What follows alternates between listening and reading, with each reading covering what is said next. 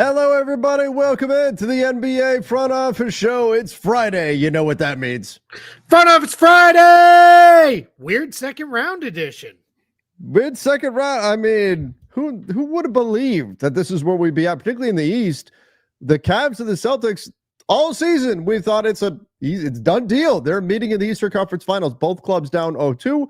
We'll talk a little bit about the Western Conference Series as well. Plus, we'll get into your questions, your comments. We'll talk trades. We'll talk free agency, draft, all kinds of stuff on today's show. But the biggest thing for our Front Office Friday live show is this is your show. Everybody out there, we're taking your questions, your comments live here on the show today. So happy to have y'all here. Keith, how are you doing? I'm doing good, man. It's Friday. It's the end of the week. We only have 2 weeks of school left here, so like we're getting down to it here. So that's I don't mind doing the school carpool stuff, but like it's just one thing that comes off my table, and then I can sleep in a little later, which is a little nice, and those things if I need to. It's rare that but it is nice to have the option. Right. Yeah. I mean, that's something we're certainly looking forward to as well. A little trip planned for the end of the actually going to be down in your neck of the woods and doing some stuff at the end of the month. But yeah, it's going to be hot. Bring your sunscreen. Oh, we definitely are. We definitely. I'm preparing. I am trying to acclimate to the heat as best as I can and the humidity. And I know that my efforts will in the end be futile. There is no preparation for it. It is just swimming through air down there in Florida. Yes. But I will have to bring a paddle and figure it out. Yeah, exactly. I showed you the other day my my miraculous tan line and how like it's like that was impressive. Looks pretty ridiculous. Yeah, that's the soccer dad tan. But very it's impressive. funny. I like to joke around. I'm the only person whose tan line gets less ridiculous as the summer goes along because we don't play outside as much in the summer, and I'm back inside the house. So with that, so apologize for the mini earthquake if my screen's shaking. The dog is under my desk. That's where he's going to play with. Come on, yeah, right. So. Hey, Keith, you posted something on X the other day. A lot of Celtics fans were upset, obviously, after the way that you don't say. Right. I mean, and understand. Look, Lakers fans would be losing their minds too. We already are. We're in despair, right?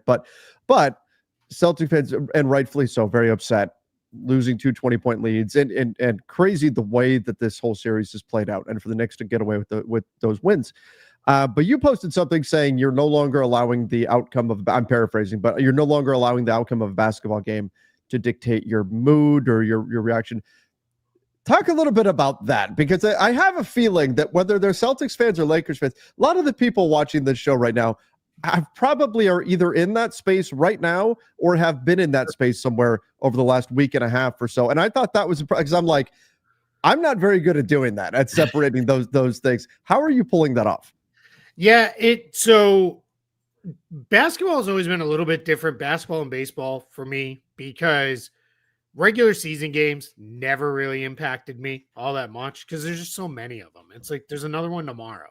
Like, what's the point of getting so overly upset? Football, I used to get like outraged when it's very funny. I grew up as a kid like, hey, the Patriots won. This is fun, because they were awful for so much of my life. They were like the joke of the NFL.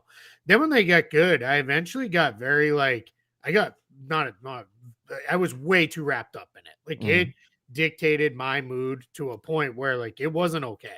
Like you posted, I'm sorry to interrupt, but you posted the other day on Facebook, your daughter, who congrats, Bella, just got her permit. Yeah, you posted on Facebook the other day a picture of the two. I believe you were at Autopia or the Tomorrowland Speedway, it's called now. You were sitting there and you're head to toe Patriots gear in that picture from way back in the day. Yeah, and I'm still a big Pats fan. It's as I've gotten deeper and deeper into basketball, that's the only football I watch now is the Patriots. I used to be a like all day Sunday guy, like 11 a.m. pregame all the way to 11 p.m. when the Sunday night game wraps up. I don't really do that anymore.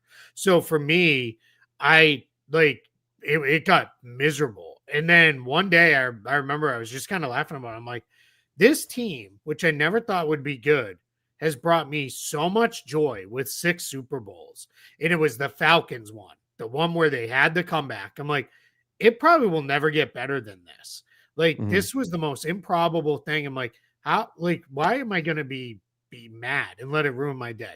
It's not to say I don't get annoyed. It's not to say I'm not aggravated, but I'm just not going to let it wreck my day and ruin my life. I also, with basketball, what's helped is this is my job now, and I'm not going to let my job make me miserable. If it is, I'm going to get a different job. Right. I don't want to be miserable doing this, because the challenge is, if I let the Celtics drag me down, I'm not going to want to do anything else. Like yesterday, I was watching second round draft guys to try to get a handle on guys who second rounders, maybe two-way contracts, maybe G League type players.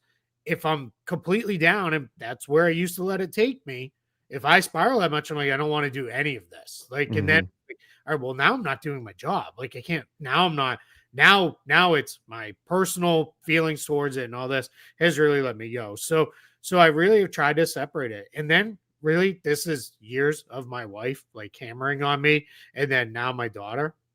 I don't have anything to do with it. Not on the team. I don't work for the team. Like, I had nothing to do with the outcome there.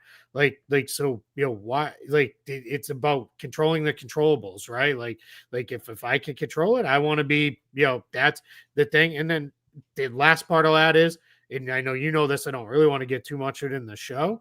But we've gone through a lot as a family in the last year, way bigger stuff than any of this. Sure. And it's like, this in the end, it's sports, and sports are supposed to be fun. So I don't want to get too worked up with all of it. Absolutely. All of that. Very well said. As much as that said, like, you lose a game 7 in the finals, I might be a little cranky. you might that could probably get gone me a for a while. But yeah, as much as we like to think that wearing our lucky socks or whatever are going to affect the team, it does not. They actually cannot hear you through the TV, right, or whatever. Well, I still yell at the TV. Through. Don't get me wrong. Oh, I do too. That's more at there's times when it that wide open corner 3 Jason Tatum took. I let out a get in, because it was just you got to make those shots. But I just, I don't know. I try not to get too worked up anymore. It's just, not worth it. So where are you at with Boston in terms of if they lose this series? We know cap wise there's some difficult situations. Sure. Here's Juan asking, if the Celtics lose in the second round, what moves will they make? They have combined their payroll. Yes. Can you expand on what reporters are referring to when they say blow it up for the Celtics? Assume Porzingis and Holiday would be the first cuts, but would they consider moving on from Jason Tatum, Jaylen Brown? Just to give everybody some context, the Celtics going to next year project, when you add in taxes and everything, to be a $500 million team. Yeah. That's a lot, especially if they do wind up going out in the second round. And I don't think that's a certainty. If their shooting regresses back to the normal, that they're probably fine. But we'll see where this goes. But that's a lot to spend on a team that could lose in the second round. So what are the Celtics going to do? And then we also have to consider the new implications of the CBA in terms of, the 7 years from now, your first round pick moving to the back of the first, and things of that nature. Yeah, I think a lot has been made of the draft pick stuff. And I think what's been missed in that is there are also ways to get out of that condition too. It is not, I think people think second apron, it happens immediately, right? Like it's the next pick. It's years down the line. And you have the ability to, I'll pull the comment down too, so we can see the rest of it. You have the ability to get out of that trigger if you're out of the second apron so many years. It's the equivalent of the repeater tax where you can get out. But what I've been consistent in is, if they won the title or were in the finals and was competitive, didn't get their doors blown off in the finals, they probably mostly run the team back. Couple changes here and there around the edges of the rotation, but the top guys, and we would see if Al Horford wants to retire or keep playing. But every top player you have on that list there, and then move Hauser up because he makes $10 million on the first year of his extension next season, they're probably all back. Maybe Luke Cornett goes. That probably is dependent on if Horford is back or not. But you're probably looking at the same team returning. If they lose earlier than that, if they lose to the Knicks, especially if they lose in a 4-game sweep or 5 games or whatever it is, even if the games are competitive, you're probably going to see, all right, let's start the process. But this is going to be very likely a 2 year process to get out from under the second apron. Here's why. They are so far over the aprons that unless you straight salary dump like Drew Holiday into the Nets cap space, which they're the only team that has the ability to do that, and why would they? Right? Like that's not what they want to do. You're gonna have to take salary back in a trade. Like so, when you take some salary back, you're gonna make incremental moves to knock this down. But getting completely out of the apron, that seems pretty unlikely next year. But they'll just start the process of, all right, maybe it's Holiday, maybe it's Kristaps Porzingis. I know the one question said, would they actually move Tatum or Brown? I don't think so. Like I certainly know they're not going to move Tatum, and I don't think they would move Jaylen Brown either. So I think you're probably looking at, all right, it's moves to start that process, but it's probably about a 2-year stretch to get out of it, and then you get out of the apron, and then you're living where everybody else is, right? You're living with, all right, we're dealing with maybe we make a move that hard caps us at the first apron, and we're stuck dealing there, and you're just kind of living the way everybody else did. This was never going to be a 5 to 6 year run with this group together as is. It just wasn't going to be. Everybody could see that. Holiday, in part, why I think he got paid so much was so, hey, if we trade you, take some of the sting out of it. Right, we at least gave you $35 million, in the last couple of seasons. So it's tough. And then Porzingis, it might be one where it's like, hey, we appreciate everything you did. You helped us win a title, but we don't know if you're going to be around, reliable, be in the place. So let's move you out of here for, move you out of here at $30.7 million. So some potentially difficult. Like, what if they decide to move? Like if it is Drew Holiday, what is their value in his contract still? I think so. Even though he's got that player option at the end. Yeah, I think that's one of those where if you're a team that needs let's say you're Orlando that needs just a reliable guard. Like I think you could look at that and say, yeah, we can live with that, and we'll deal with that when it comes down the line, right? We'll figure that out. I don't. You're not getting a haul for him by any means. Right. You're probably getting some salary relief. That's what you're looking for, right? It's probably going to be pretty close to salary matching in this. Maybe you can get off a little bit of money if you move Holiday. Maybe you don't have to return $32 million next year. Maybe it's more like 25 or something. And then what you're looking for is in 26, 27, 28. Maybe it's, little to no salary with that. So that's where I think you could see this kind of trend. Let's go to, I had one right here just a second ago. Craig said teams might be looking to take advantage of Boston's need to get out of those contracts.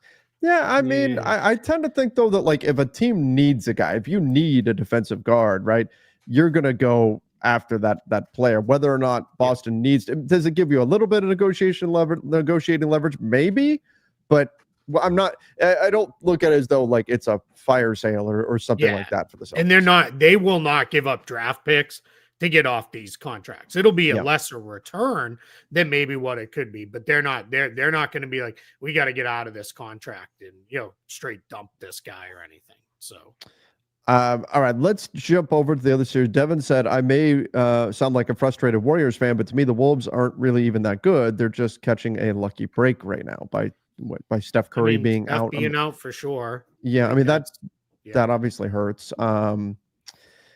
I don't know. I mean, I think the Wolves they're good. They're definitely a good team, but I mean, kind of like what we're seeing with the Celtics, with the Wolves, a lot of they've got to be able to knock down shots, and maybe that's kind of right. You have to score points in order to win a basketball game. But the Wolves, they can look really good when they're knocking down their shots. When they're not, they don't look so good. Now, what they do have consistently is a pretty good defense, a pretty stingy defense, a physical defense, an aggressive defense, and that can carry them game to game. But there are definitely ebbs and flows to their offense, and certainly more of them than I think Wolves fans would prefer to see. Yeah, and they are probably of all the teams this version of the Cavs is different because obviously it's so Donovan Mitchell heavy. Yeah, but they are the most single player driven offense that's left. outside of the team they're playing, which is the Warriors, right? Like they are Anthony Edwards. They, not that other guys don't contribute, because they do, right? Julius Randle's had a pretty good playoffs, a little more shaky in this round, but he was pretty good in the first round. Naz Reid can step up and you'll have big games. Dante DiVincenzo sometimes catches fire. But those guys are more guys who are stepping up. They're really driven around Anthony Edwards' skill and how special he is. Where the Warriors' offense, and we saw it in game 2, they don't have Steph, and it kind of all goes to crap, right? It all falls apart on them. So they just end up in a really rough place. So it is tough, in that situation for this. And I get it. Devin said, hey, maybe I'm a frustrated Warrior fan. Yeah, I kind of get where he's coming from, right? It does kind of suck, because you're probably looking at it saying, man, if we just had Steph, like we might be up 2-0 right now. Like, and maybe they would be. I think Minnesota would have come back to, earth a little bit. I kind of thought everybody would have, but here we are in the East, both series are 0-2. So I get where he's coming from. It's got to be frustrating, especially with, like, you've missed time with Steph before, but those turned into like completely lost seasons. Losing him now, it's like, you've never not had him in the playoffs like this, like where it's like, all right, that's, probably will be the deciding factor in the series when all is said and done. Regulator asks, is the East better than people think in terms of, because we didn't give the Pacers or the Knicks much of a chance to beat the Cavs and the Celtics, because the Cavs and the Celtics have been in a tier by themselves all season in the Eastern Conference. And so was it just, were we not giving enough credit to the Knicks and the Pacers? Or is it, I mean, you look at the Cavs side of things, though, you could say, well, it's injuries. You can look at the Knicks side of things. You could say, well, it's the Celtics side of things. You could say, well, they're shooting abnormally low from 3 by far. Is it those things? Is it those teams are better than what we were giving them credit for? Maybe a little bit of both. Like, what's the reasoning for this happening? Yeah, I mean, yes, right? Like, it's all yes, it's like, right.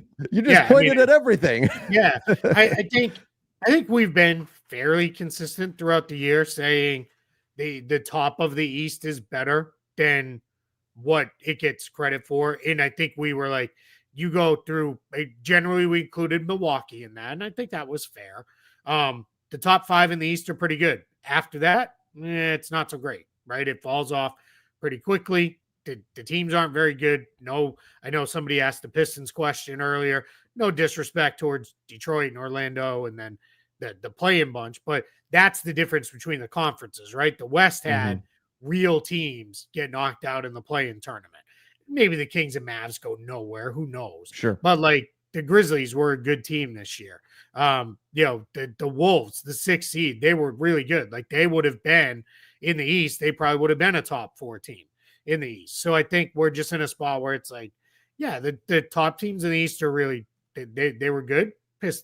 Pacers certainly better than at least I, gave them credit for. I've been probably too slow to come around trusting that the defense is better. But yeah, I think that's what it is. I think it's the top is better. The West is just better throughout the conference. Now, Mamadou said, who do you guys having winning the championship if it's not Boston? I mean, I picked OKC to win the whole thing coming in. I think it's been right in front of us. The numbers are what the numbers are. They've been the best team in terms of net rating in history. Like they're a very, very good team. I would say if it's not Boston, OKC becomes an even stronger favorite to win the whole thing. And I think they probably already are the favorite in my opinion. I'm completely with you. Like that is where I'm with you. Like it's, yeah, I'm there. Who would be next? If it's not OKC, it's not Boston. Who would be the next team that you think would win it? Probably the Knicks, maybe. Yeah. I like you take out Boston, you're gonna get a Pacers team that's good but not great in the East Finals, or a Cavs team that like who knows who will even be able to walk by the time they get there. I know the Cavs, there was indications that Mobley, Garland, and Hunter are all gonna try to play here in game 3. Like, let's see what they look like tonight. If those guys can play and be just a pretty decent version of themselves, then they still have a chance. Sure. But I'd probably go with the Knicks. Like I want to pick the Thunder, but I don't think they're going to be OKC, so I don't know that that matters. And I don't know that the Wolves or Warriors are very good matchups for the Thunder. Yeah. Yeah, I'd agree with that. So with the Knicks, let's say if it's not OKC, then obviously somebody else is getting there. It's either Denver, Minnesota, Sure. Golden State. Would the Knicks beat all three of those teams? I think Denver would probably get them. Like Okay. if Denver's probably the team I'm actually most confident in if we start eliminate like we eliminated the Celtics.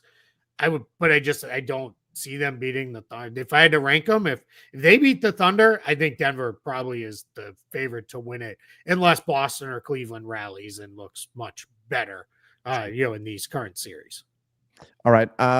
Grindhard asks, can the Lakers sign good players from free agency? Probably not. I mean, and I don't mean to say that there's, they're going to sign somebody who's terrible or something like that. Sure. But most likely, the main weapon that they're going to have to use will be a taxpayer mid-level exception of about $5.1 million. So you're not going to get a top tier player for that, nor is there a lot of top end talent available on the free agent market this year. So if you're expecting the Lakers to go sign, whoa, they signed that guy. No, that moment is probably not out there in free agency this year. The trade front will be where the Lakers and most of the teams in the NBA this offseason have to do their work. Yeah. If the Lakers are doing something that's causing you to jump up and down in excitement, it's coming through trade. Yeah. I mean, unless you really love like 12th men signed for the MLE, like then, I mean, sure, maybe you'll jump up and down there too. But sure. that's being a little snarky because they can pick off a value signing with that MLE because it'll be there because what's going to happen this summer, one, there's just not money available. And there's not top end talent available in free agency, but there's a lot of really good high end role players. And because there's not money available, that means how are they going to get it? How are they going to get, paid by somebody? And that's where you start. All of a sudden, it's like, oh, we snagged this guy. Like, I think there's a good chance they get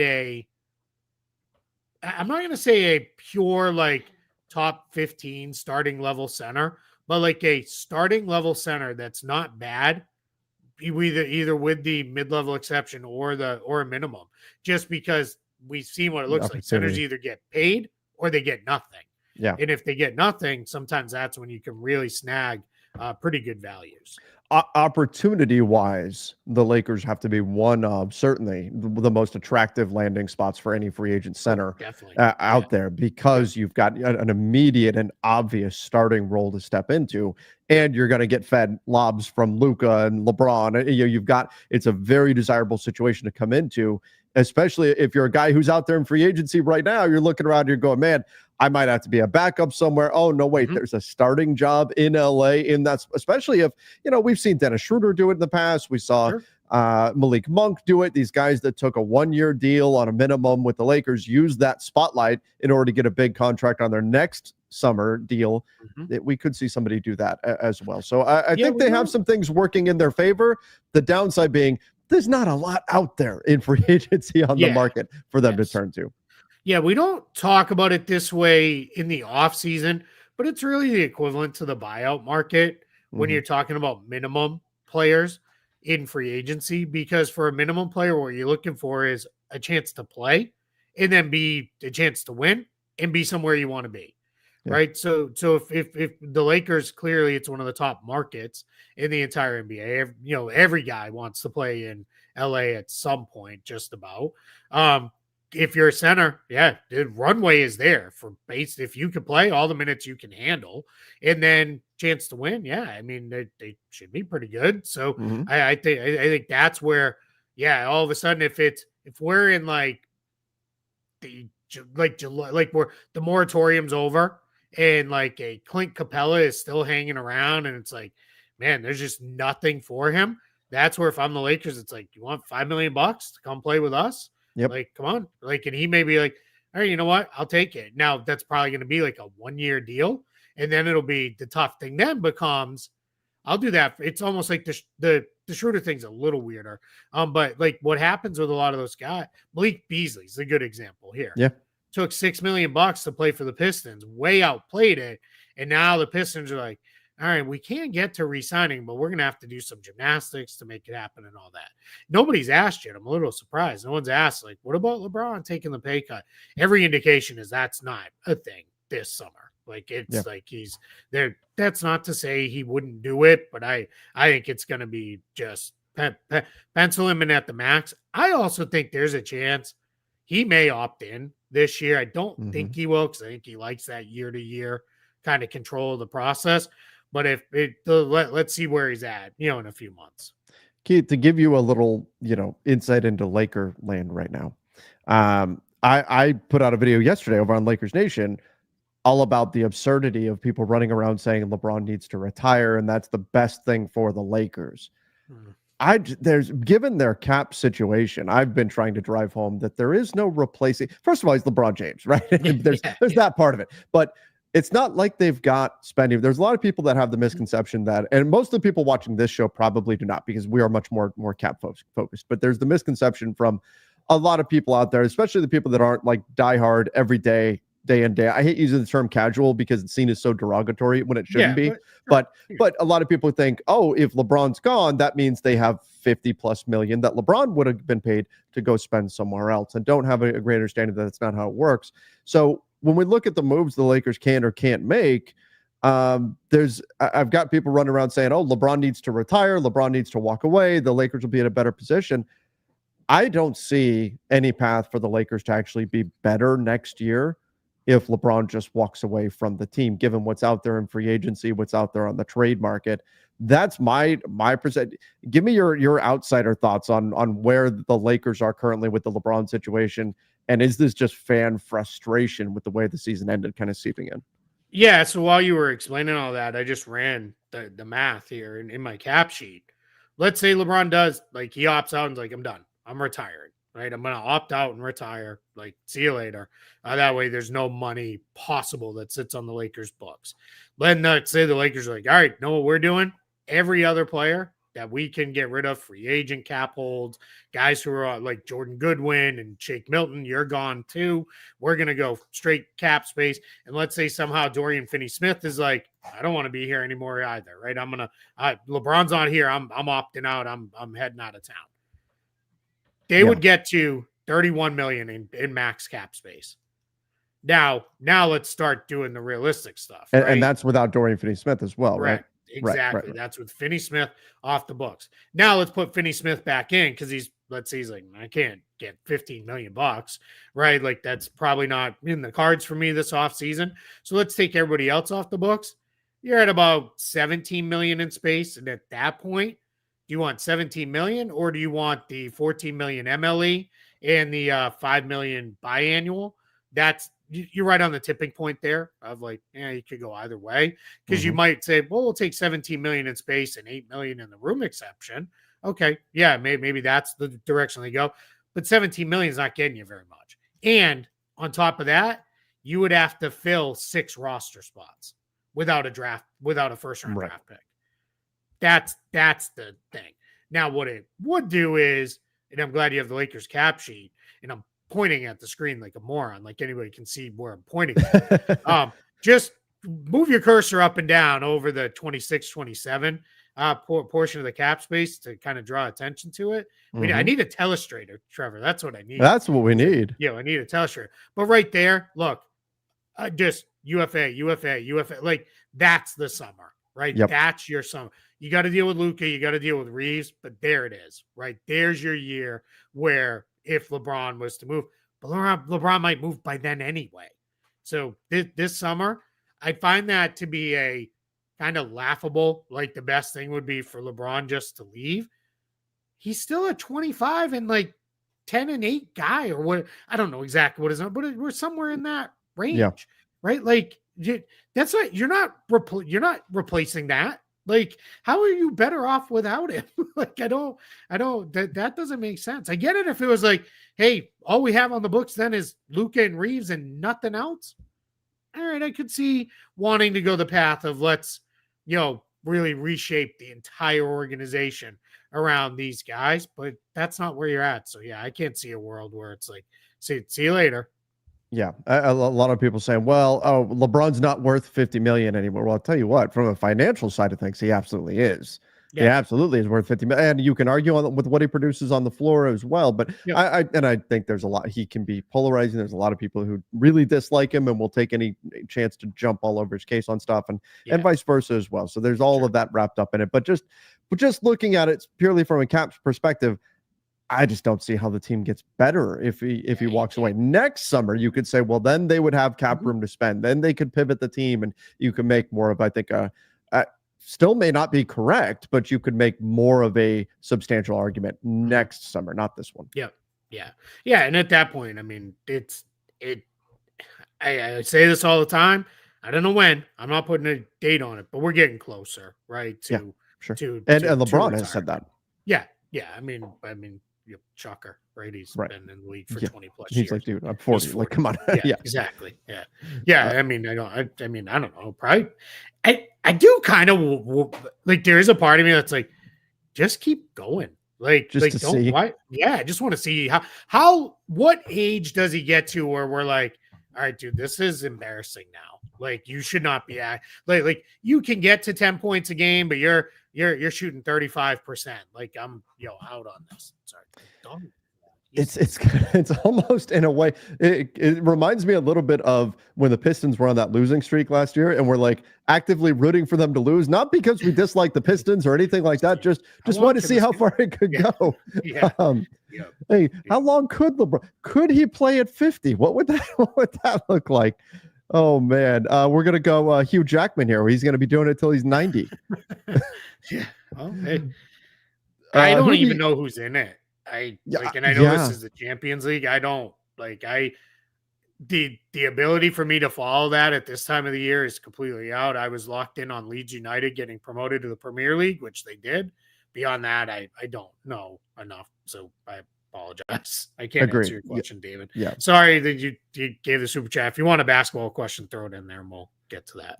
Yeah, I don't know that one as well. So sorry. Wish I could help you out there, but I know um, Arsenal's out because I know people who are very mad about that. mhm. That's all I know. Zeph Aaron said, "Can you guys please explain how expansion team draft works? I'm still kind of unclear." Well, fortunately, we do have probably a few years here till we get Yeah. into an expansion draft. At least he said wasn't around for the last one. Thanks. Thanks, man. Now I feel super old, I and I feel already do feel because we old. were alive the last Yeah, time they did an last expansion. couple like I've been around for. Man, That's I've been right, around for like 4 of these things. 5, man, 4. man. Yeah, because I was around for like at least like was a fan of the sport when it was like Magic, Hornets, Timberwolves, and Yeah, Heat all came in, and then very invested when Raptors, Grizzlies came, and a then big even country. more when the Bobcats came. Have you watched the Finding Big Country Mm-mm. documentary on YouTube? I have not. We've talked about it, but I have not watched it yet. So good. And it's not very long. Like it's one of those things where you could just throw it on and watch it. It is so good, so well done. It's really cool. It's just so this is where right because a couple people to go back to what we are talking about at the beginning of the show. People like, are you really trying to say sports don't matter? And that's not at all what I am No. trying to say when I say like I just don't let it. I try not to let them impact my day. It is that's where sports matter. Like the filmmaker, the woman who did the documentary, and she was very much a girl when Big Country was around. Her love of him, basketball, and the Grizzlies, like just so intertwined. And like she explains like how it kind of like wormed its way into everything that she does and her Mhm. being so good. Like it just unbelievable. I mean, I really loved it. So I would, highly recommend people check that out. But All right. all right, to answer your question here, Zafarin, um, so this, and I'm going to give a high level answer because when it is time, we will spend countless hours on Yes. expansion stuff. But basically, each team, and we can only go off what they've done in the last couple rounds. They could change it. Yes. Could Right. change it up, but each team submits a list of up to 8 players that they protect to say these guys are not eligible to be put in the draft. You cannot protect unrestricted free agents. They're eligible. Restricted free agents can be left unprotected or protected, or you can protect them. Because if you think about it, right, what you're protecting there is you're protecting their rights to keep them. If you unprotect them and they get selected, they immediately become an unrestricted free agent with the team that selects the expansion team, but they then inherit bird rights or whatever it may be to re-sign them. Then out of that unprotected group of players, the team or teams, we'll say teams because we're fairly certain it'll be two, they will then alternate back and forth picking players. But let's say, I'm going to use the Celtics as an example. Let's say the Celtics go in and the Celtics leave Sam Hauser unprotected, and the new Seattle Supersonics select Sam Hauser. Boston cannot lose another player in the expansion draft. Then basically you'll just put a line through every other guy that was unprotected, and they're left unprotected, and off we go. This whole process, is a smart way to do it because it makes it so that guys are available to get those expansion teams going, which is important. You don't want those teams to be out there with like non-NBA players on the court or something ridiculous like that.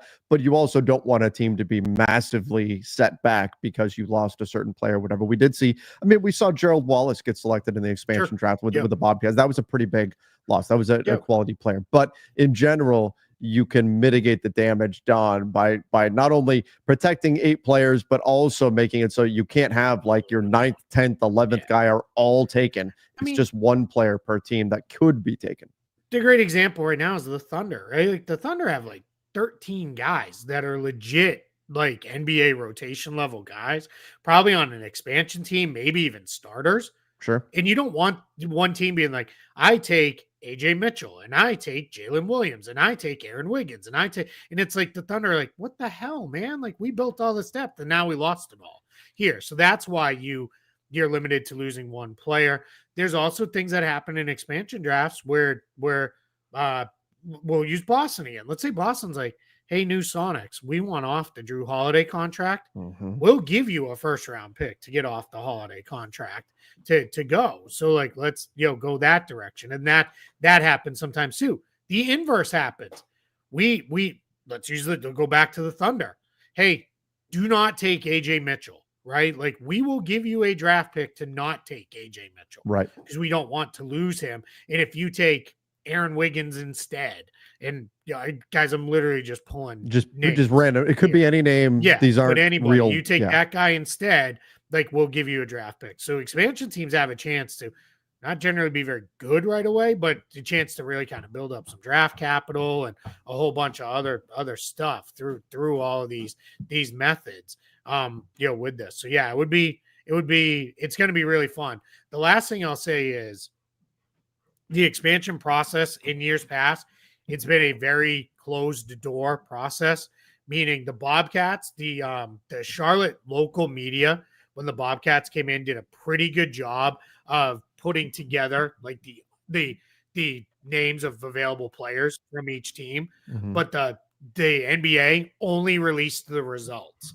They did not release, these guys were not drafted or anything. If anybody wants a golden retriever, let me know. So they did not release. Here's all the unprotected list. I think now in today's world, whatever day they're due to be submitted, Shams will have that list within 10 minutes, or Bobby Marks or Brian Windhorst or one of probably the ESPN big dogs will get those full lists. I think the NBA would be better off to just embrace it. Right. Teams have to tell the players anyway. So it's not like the player not knowing is going to like you're protecting their feelings or anything. You have to tell them, hey, you're available in the expansion draft just in case they get picked. And it would be like Sam Presti saying, I have to have a lot of difficult conversations, but it is what it is, right? I have to leave, guys unprotected, and that's how it is. So I think that'll all be out there. And then televise it. It's another chance. I was just going to say that would be awesome. Televise it, make the whole process there. And then people have asked, how do they decide who gets the first pick in the expansion draft? We go back to the Raptors and Grizzlies. They did a coin flip, and I believe it was Toronto won, and Toronto chose to pick first, to have the higher pick. I shouldn't say first because they did not get the first overall pick, but to get the higher pick in the NBA draft out of the two teams. And the Grizzlies got the first. You get your first pick in the expansion or the NBA draft, and I think every time because they can only really go back to the Wolves and Magic and Heat and Hornets. Teams took the higher pick in the NBA draft because that's just considered more valuable than the pick in the expansion draft. Right. Okay. We got a little nerdy there. That was fun. This is part of why I know a lot of people get into, well, which team is going to move east, and we get into all that kind of stuff. There's just a lot of interesting topics around expansion. And to me, the whole expansion draft situation is very, very cool. And I think would be a lot of fun. And I think you're absolutely televise the thing. I want to see each team's war room. Like, I'm even almost imagining like game show style. We need a host in the middle of the stage, and like each team's war room huddled on each side of the stage, and they go back and forth making their picks and stuff like that. That would be a lot of fun. Since we're on the topic, YYC asks, does an expansion team get any draft picks for that year? What they did with the last few rounds was they basically said you can pick no higher than, and then they picked a like line in the sand. And I assume that was just negotiated as part of the expansion agreement with the competition and board of governors group. But it was, you can pick no higher than X pick for so many years in the league. Mm-hmm. Expansion teams in the past have operated under a reduced cap. Their first couple of years too, they don't get the full 100% of the salary cap. The idea is they don't want an expansion team coming in and like, we just signed LeBron and, like if the year the big three was formed, we signed LeBron, Wade, and Bosh, and like here we are as the expansion, whoever's gonna run through the league. Like they it's purposely made hard by the existing owners because it's like, hey, we want your hundreds of billions of dollars, but we don't want you to beat us, but billions of dollars. But we don't want to lose to you right away. Like, so you were going to make it hard on you. So we'll see. But those are all negotiated things that'll come. All right. I'll say this, just quick little teaser because there's no timing on this. When it is time for expansion to actually happen, we will have a full set of expansion draft mock tools on Spot Track, where you'll be able to do protected lists for every team or auto-generated protected lists, as well as then simulate your own expansion draft. We've already talked about it. We've already got some of the functionality that we know how we're going to do it, but we'll have that fully available, and you will get, whether it be here, written, you're going to get, hours of expansion content because it's like, doesn't happen all the time. So we're going to be full all over it whenever we get there. Going to be exciting. Kevin said these playoffs prove that Jokic is by far the best player in the world. He is at least a half a level better than everyone else. Half level might be, I don't know, that we can quibble with. Like Jokic is great. I don't. He's amazing. There's no question. Yeah, I think, and I agree with the comment that he's the best player in the world. Half level better. I don't know. Giannis is still pretty damn good. But yeah, Jokic is. He's the best player right now. Like they always talk about who has the championship belt. Like, yeah, it's him. Like, that's so just I mean, how it is. But and then SGA is probably going to get MVP, and then people get into, well, shouldn't MVP just go to the best player in the league, and and the back and forth of all that, and that becomes a whole. There's narratives and everything else that go into that, and we always say, right, MVP is a one singular regular season award. That doesn't mean you're the best player in the league. It also doesn't matter if you go out and completely crap your pants in the playoffs and are awful. Like, that doesn't matter. Like, the year Dirk won it, he was a perfectly valid MVP, even though his team washed out in the first round of the playoffs against the We Believe Warriors. Like, it is what it is. It is. All right. M. Dread throws in, LeBron, please leave LA. Fake love. He's not appreciated. Well, see, I have a problem with like characterizing an entire fan base as like, he doesn't get appreciated, or an organization as, he doesn't get appreciated. Are there people who dislike LeBron? Absolutely, there are, and those people are very, very loud right now because they got bounced in round one, and they see their opportunity. This is the media landscape that we live in. You, for whatever reason, you go to one polarizing extreme or the other, and anytime you find something that goes along with what your extreme is, for a lot of people out there, you need to loudly go tell everybody all about it and how you were right, and see this proves it. See, I know. Yeah, and that's just the media world that we live in. So I would hesitate to look at the amount of noise that's out there right now and say, see, this is clearly nobody appreciates that. No, just with what happened, there's a lot of people that are being loud about LeBron right now because frankly, there's not a lot of opportunities to be negative about the guy. He's really, really good, but this is an opportunity, so people are jumping at it to pile on, and it's unfortunate, but it's what's happening. Yeah, I think to LeBron, more than any player in my lifetime, there are a large amount of LeBron fans they were Cavs fans, they were Heat fans, they were Cavs fans again, and now they're Laker fans because that's where he is. But the reality is they're LeBron fans. If LeBron plays for the Hornets next year, they'll be Hornet fans. That's, and to be honest, I used to hate that. I was like, that's insane. And then the more I thought about it, I'm like, why is that bad? Like, why is it bad to be a fan of a player? Like, they're the ones actually doing this stuff. Sure. I mean, the old running joke, right? Like, we just root for laundry, right? Like, I'm a Celtics fan, you're a Lakers fan. Like, and of course, we come to get attached and love the players inside the uniforms and all those things. But it's like, at the end of the day, guys leave, and it's like we still stay with the team. I don't really have a problem if, like, I'm a fan of the player, like, and I'm going to follow where the player goes. I don't have that. I don't have an issue with that anymore.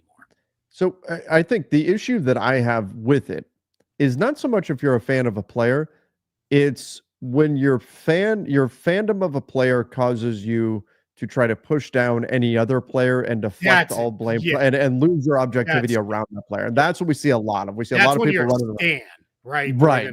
It's the player stand-em where that's the stuff where it's like, man, because to me, this is the truly unfortunate part is it causes people to miss out on great players because you're spending all of your time trying to push to elevate the player that you have chosen to follow and push down everyone else in the process. It's one thing to elevate and say, hey, look at what a great job my guy did here. My guy shoots this percentage from three. Isn't this amazing? Fantastic. But the problem is that it ultimately devolves into everyone else is terrible. If a game doesn't go our way, it wasn't my guy. It was everyone else. Let's point the blame at all these other people. It gets a little gross that way. Yeah, I also don't like, and I know, I mean, you live this every day for the past few years. It becomes the LeBron fans versus the Lakers fans versus the fans of both, right? It's like this three-way battle where it's like, all right, can we, and it feels like the fans of both are like, hey, you can actually root for LeBron and the Lakers. Because I mean, I've been in enough of your shows where you see like, the LeBron fans are like, the stupid team's holding him back, right? And then it's, the Laker fans are like, LeBron wasn't good enough. He's, he should leave town and, everything else. And it's like, and then you've got the handful of more rational people that are like, hey, it's actually, they're like, it's good for everybody if they're both like, that's where it gets really, really like gross to me. So, but it's tough. Yeah, I think, it just, but it's part of that is just, it's people grew up or people are growing up very differently with how they consume sports and become fans of sports than you and I. We grew up with a period, like, and we're probably the end of this generation because of when we were like getting into our teenage years. You couldn't watch. There was no league pass. So if I saw Lakers games, it was because they were on national TV. Like I could not watch Lakers games as a kid unless they were on national TV. Now it's like there's kids growing up all over the country, really all over the world, but that they're like, I actually, for whatever reason, right? I like their jerseys. I like this guy on that team right now. And I go, and you can just be a fan of that team because you can be just as invested and watch every second and consume all of the content that you can before. When I was a kid, it was like, who else was I going to be a fan of? Like, I didn't really have a choice because it was the Boston teams with an outside, snippet of, because I lived in, Southern Massachusetts, we would get a lot of the New York stuff as well. So it was like, but yeah, it wasn't like if I was going to push to be like I've talked about it before, I kind of rooted for the Sonics, but that's because as a kid growing up in Massachusetts, Seattle might have been on the moon for me. It's like, it's so far away. Like, okay, it's kind of fun. And they never played each other in any meaningful game. So it's like, I'll kind of root for them. And they wore green and yellow too. So yeah, it's just a different, just a different world now where you can be a fan for whatever reason. I mean, there's a reason why there's 9 million Thunder fans out there and that they're in like the smallest market around in the NBA. Yeah. Yep. Exactly. Okay. Let's get into this here. Hey guys, do you have to use the entire non-taxpayer mid-level exception to trigger a hard cap, or can you just use a portion and be okay? Now, if you use any portion of it, then you trigger that hard. And the same thing with no, not any portion. Well, I mean, any portion above, say, a veteran minimum. Any portion it's any portion greater than the taxpayer of MLE amount. The non-taxpayer, right. Yes, I'm so sorry. Non-taxpayer, I went to the taxpayer MLE that he's asking about. Yeah. I went to that. You're right. 5 minutes of use. Yeah. So if you use you are correct on the non-tax. If you use the taxpayer MLE, you trigger a second apron hard cap. You couldn't do $1 of it, but if you use any portion, you trigger second apron. Non-taxpayer triggers a first apron hard cap if you use more of it than is allowable in dollars or years than by the taxpayer. So let me do the real math here. $14 million is the non-taxpayer MLE amount. $5 million is the taxpayer. If you give out a $6 million contract, you trigger the first apron hard cap. If you give out a 3 or 4 year deal out of the non-taxpayer, you trigger a first apron hard cap because taxpayer MLE is only allowed to be 2 years. Yeah. Yep. All right, let's go here. Kevin said the only team that win the champ with both of the backcourt being a defensive liability is the 2016 Cavs. They didn't face a high-level ISO player in the run. Once they do, KD fried them. Austin Reeves and Luka won't work. So a lot of people are jumping to that conclusion that an Austin Reeves, Luka backcourt doesn't work, and so you've got to trade Austin Reeves or bring one off the bench or something like that. I think the Lakers, from their perspective, are going to look at it and say, we haven't seen enough of, because of injuries and things, and the fact that the Luka trade happened midseason, they haven't seen enough of LeBron, Luka, and Austin together to form that kind of conclusion yet. But at the same time, I'll admit, on paper, you've got similar defensive issues to the ones that you had with D'Angelo Russell in Austin that ultimately propelled you to making a move with D'Angelo Russell. So I think there's real concerns there on paper, but I think that the Lakers are going to want to see it play out in fact, and they're going to want it definitively proven that they can't find a way to mitigate that with other moves around their roster. It is an issue. There's no question. And I don't know that there is a solution to it. I just don't know that the Lakers this summer are at a point where they're going to say, yep, this will not work 100%. We know that. And we're going to make a franchise altering move because of it. Sure. And I get the concern. I'm going to, of course, like I just opened up Basketball Reference to look at all the lists of champions just so it was in front of me and I wasn't doing it all in my head. Sure. I think I would argue the 2022 Warriors were not great defensively in the backcourt. They didn't have Clay until later in the year. Clay was not Clay by the time he came back, and they started Curry and Poole. Like, that's not, I think anybody's like, there's a, stellar defensive backcourt. Like, so I counter that a little bit. Yeah, I mean, it's certainly going to make things harder. You're going to put the right guys around them, right? Like, that's it. You're going to have to add a 3-and-D wing forward-ish player, and you need a big-time guy who can clean up at the back, at the back line, at the rim. Like, that's going to be where you're going to have to get to. There's also a world where, like, both of those guys, I think, could be better defenders. Sure. But, and then some of it falls on JJ Redick too. You're if that's what you're going to build around, you have to build a scheme that covers for that. Maybe it's more zones, more creativity, more like stuff that you do. And that wasn't going to happen this year. There wasn't enough time, but change it up now and go. Yeah. And it could very well be that that's ultimately where they land. That they just say, well, there's not a solution, but I think they're going to try other stuff first before they get to go to that point, unless there's another move that they can particularly make. And I know a lot of people are upset and say, no. The 5 games in the playoffs was proof. That's it. It's Smokey in our chat is saying, we watched it happen. You watched 5 games. And one of them Luka was sick for. You can question whether or not these guys were at 100%. People will dismiss anything I say as just, that's an excuse. I'm just telling you from a team perspective, you're probably not going to make that kind of franchise-altering move with a guy unless there's something that's clearly beneficial to the team that's on the table for you to do, but you're not going out of your way to go move a player when you've got other avenues to try to mitigate the issue first, and then you're going to try to go from there and figure it out. Again, if the right deal's there, the right deal's there. And maybe that's an issue. That's something that you can do, but you're not going to go do something drastic to address the problem right now without conclusively knowing that is 100% a problem that cannot be solved any other way. Here's the good thing with Luka too. You can Luke is a point guard on offense. On defense, he can be anything 1 through 4. It's just basically going to be you stick him on the weakest offensive player.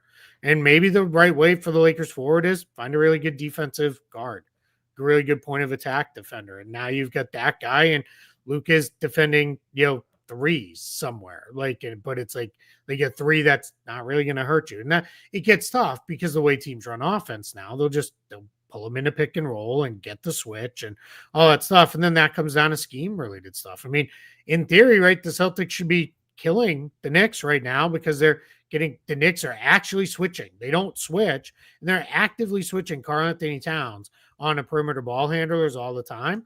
And it's working for now, right? Like it's, you just have to do different stuff. Yeah, exactly. All right. How are you going to get Quentin Grimes? He's saying trade Austin Reeves for Quentin Grimes. I mean, yeah, maybe, I guess. I don't know. Why would Philly do that? If I'm Philly, is that is my backcourt appreciably better with Austin Reeves than Quentin Grimes? Probably not. I already have Tyrese Maxey's a primary dominant on ball. That's going to handle the ball most of the time. Yeah, and that's before we even get to Paul George and Joel Embiid. And my third guard is Jared McCain, who's an on ball player. I want my other guard in that mix to be more of a 3-and-D player like Grimes than I am. Then I want it to be another offense first player. Well, and this is where they shoulda, coulda, woulda kept Max Christie instead of Austin Reeves. That changes the whole math of the Luka trade, which we'd have to dig back into it and look and see kind of how that would have affected everything, because they're not, if they had the same salary, then you could say, oh, they picked this guy over this guy. But I don't know that was the case. The other thing is, and we're seeing this this is not an Austin Reeves thing. This is a LeBron thing. This is a JJ Redick thing. This happened to D'Angelo Russell in years past. What happens is, whoever it is that struggles, and it's happening with Luka too. I'm seeing people come out against Luka. Whoever comes up short in the postseason, that player, we hear about that player all summer. Sure. We're here about that player. This guy sucks. Get this guy off the roster until the player can play again. And what's funny is, if you go back, 3 weeks before the playoffs started, it was all Austin might be the third best player, the best third player in the NBA, or among the best. He was on this tear. He was playing great, and everybody's so excited about him.